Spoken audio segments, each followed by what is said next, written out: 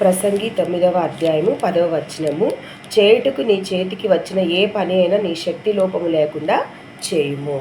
కాబట్టి మన చేతికి వచ్చిన ఏ పని అయినా, అది చిన్న పనైనా, ఈ పని ఏం చేస్తాంలే, ఇంకా పెద్దదైతే నేను చేసి ఇంకా పెద్ద పని చేసి ఇంకా ఎక్కువ ధనం సంపాదించి ఎక్కువ స్థితిలోకి నేను వెళ్ళాలి అని చిన్న పని నెగ్లెక్ట్ చేయకూడదు. మన చేతిలో ప్రస్తుతం ఏదైతే ఉందో అది ఎంత చిన్న కార్యమైనా, చిన్న పనైనా, ఎంత చిన్న జీవనోపాధి అయినా, ఏమైనా ముందు దాన్ని మనము శ్రద్ధ కలిగి చిత్తశుద్ధితో దాని మీద ఇంట్రెస్ట్తో మనం పనిచేయాలి. చేసినప్పుడు దేవుడు దాంట్లోనే మనకి ఆశీర్వాదాలు ఇస్తారు. అలాగే దేవుడు మన సోమరిగా కూడా ఉండకూడదని చెప్తున్నారు. ఒకసారి చూసినప్పుడు మనం ఇంకా సామెతల్లో చూసినప్పుడు 21వ అధ్యాయం 25వ వచనములో సోమరి వారి చేతులు పని చేయనొల్లవు.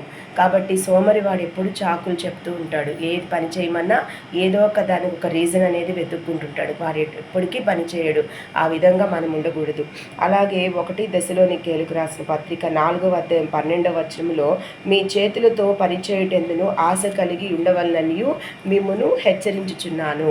కనుక ఇక్కడ దేవుడు ఏం చెప్తున్నాడంటే, పరిశుద్ధాత్మ దేవుడు వాక్యానుసారముగా ఆయన భక్తుల చేత రాయించిన గ్రంథమే కదా బైబిల్ అంటే. మరి వాక్యమే దేవుడై ఉన్నాడు, దేవుడే వాక్యమై ఉన్నాడు.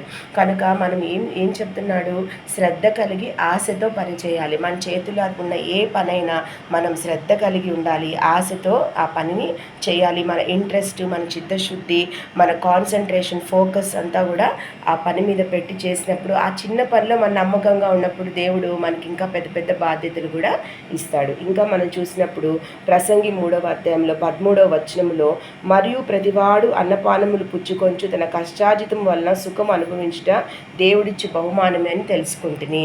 కాబట్టి మనం అనుకుంటాము ఏదో గొప్ప స్థితిలో ఉంటే, మనం మంచిగా సంపాదించుకొని పెద్ద స్థితిలో ఉంటేనే ఆస్వాదింపబడిన వారు అనుకోవడానికి లేదు.